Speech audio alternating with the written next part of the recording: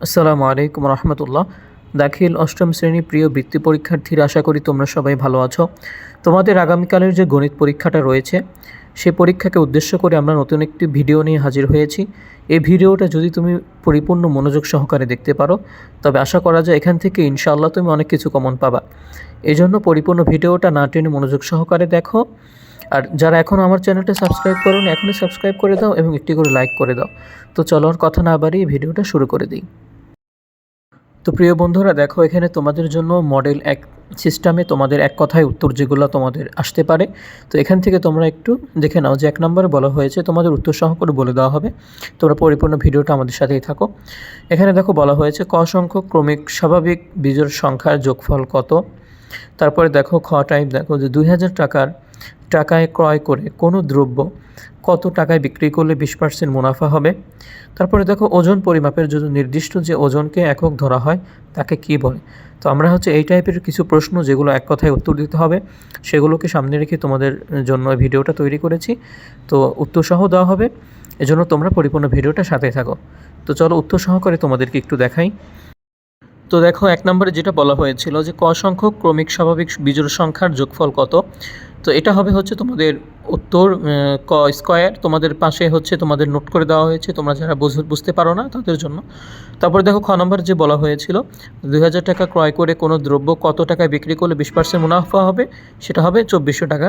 তোমাদের এই পাশে তোমাদের করে দেওয়া রয়েছে, তোমরা এটা দেখলে বুঝতে পারবা। তারপরে গ নম্বর দেখো ওজন পরিমাপের জন্য নির্দিষ্ট যে ওজনকে একক ধরা হয় তাকে কি বলে। তাকে বলা হয় ওজনের একক। তো তাকে কি বলা হয়? ওজনের একক। তারপর তোমরা ঘ এবং ও নাম্বার দেখতে পাচ্ছ। তো এগুলো তোমরা যারা পারো তারা অ্যান্সারটা কমেন্ট করে জানাও, আর যারা পারো না তাদের জন্য আমি পরবর্তী স্ক্রিনে দেখাচ্ছি। তো দেখো এখানে তোমাদের যে ঘ নাম্বার দেওয়া ছিল, তো এই তোমাদের গ নাম্বারে ছিল যে ওজন পরিমাপের জন্য নির্দিষ্ট যে ওজনকে একক ধরা হয় তাকে কি বলা হয়, তাকে বলা হয় ওজনের একক। আর ঘ নাম্বার তোমাদের x + a × x + b = কত দেওয়া রয়েছে, এখানে সূত্র আকারে বসালেই হয়ে যাবে। তো তোমরা এটা বসাবা যে x² + a + b × x + ab। আশা করি বুঝতে পেরেছো। তারপর ও নাম্বার দেখো যে m+1, m+1 এর লসাগু কত। এখানে লসাগু বের করতে বলা হয়েছে, তো এটা লসাগু m+1। তারপরে দেখো চ নাম্বার যে x + 7y = 14 সমীকরণে x = 0 তো হলে y এর মান কত। y এর মান হবে 2।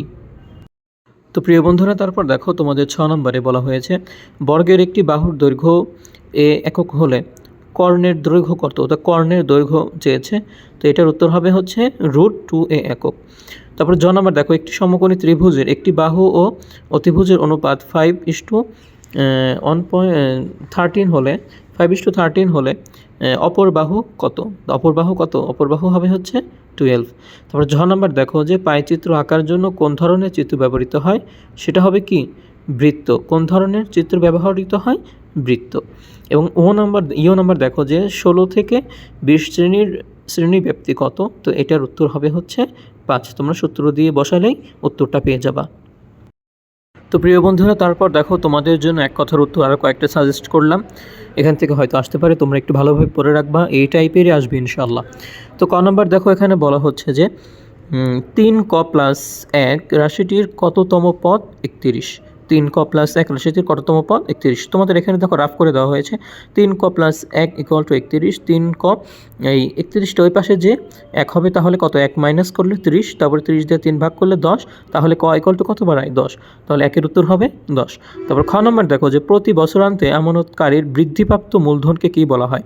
তো আমানতকারীর বৃদ্ধিপ্রাপ্ত মূলধনকে কী বলা হয়, সেটা হবে উত্তর চক্রবৃদ্ধি মূলধন।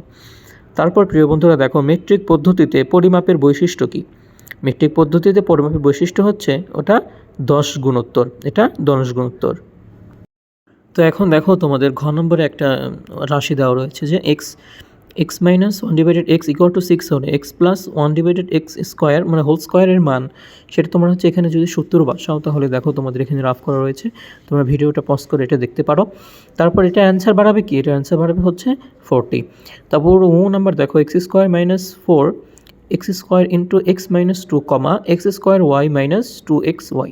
তো এটার গসাগু বের করতে বলা হয়েছে, তো তোমরা পাশেই দেখো রাফ করা হয়েছে। তো এখানে যদি আমরা লসাগু বের করি তাহলে এটা গসাগু হবে কত, x - 2। আশা করি বুঝতে পেরেছো।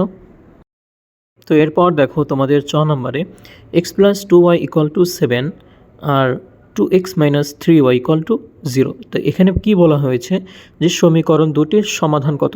তো এখানে দুইটা সমীকরণ সমাধান বের করলে তোমরা পাবা হচ্ছে x, y ইকুয়াল টু 3,2। এখানে দেখো পাশে তোমাদের দেওয়া রয়েছে, তোমরা দেখলে বুঝতে পারবা। তারপরে 6 নম্বর দেখো ট্রাপিজিয়ামের ক্ষেত্রফল নির্ণয় সূত্রটি কী। তো এটা সূত্র হচ্ছে সমান্তরাল বাহুদ্বয়ের গড় গুণন উচ্চতা। তো ট্রাপিজিয়াম ক্ষেত্রফলের নির্ণয় সূত্র সমান্তরাল বাহুদ্বয়ের গড় গুণন উচ্চতা। তারপর দেখো জ নম্বর তোমাদের কি বলেছে। তো এখানে বলেছে যে সমকোণী ত্রিভুজের সূক্ষ্মকোণ পরস্পর কিরূপ। আর সমকোণী ত্রিভুজের সূক্ষ্মকোণ পরস্পর হচ্ছে কিরূপ পূরক। তারপর ঝ নম্বর দেখো 8, 10, 7, 13, 12, 15 এই সংখ্যাগুলোর মধ্যক কত। তো আশা করি তোমরা যারা বৃত্তি পরীক্ষা দিচ্ছ সবাই মধ্যক, প্রচুরক এগুলো বের করতে পারো।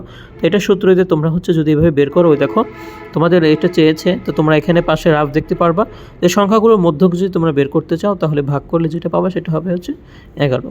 তারপর ইও নাম্বার দেখো যে কেন্দ্রীয় প্রবণতার পরিমাপ কয়টি। তো কেন্দ্রীয় প্রবণতার পরিমাপ হচ্ছে 3টি। তো আশা করি তোমাদের এই ভিডিওটা একটু হলে উপকারে এসেছে। তোমরা যারা পরিপূর্ণ ভিডিওটা দেখেছো তোমরা অবশ্যই কমেন্ট করে যাবে, আমি তোমাদেরকে দেখতে চাই যে কারা আমার ভিডিওটা পরিপূর্ণ দেখেছে। এবং তোমরা যদি কমেন্ট করে জানাও যে তোমাদের যদি শর্ট কোশ্চেনও লাগে তাহলে আমি ইনশাল্লাহ খুব তাড়াতাড়ি তোমাদের শর্ট কোশ্চেনটাও দিব, তোমরা যদি কমেন্ট করো তাহলেই। তো ঠিক আছে বন্ধুরা, আবার দেখা হবে নতুন কোনো ভিডিওতে। তোমরা সবাই ভালো থাকো, সুস্থ থাকো। আসসালামু আলাইকুম রহমতুল্লাহি ওয়া বারাকাতুহু।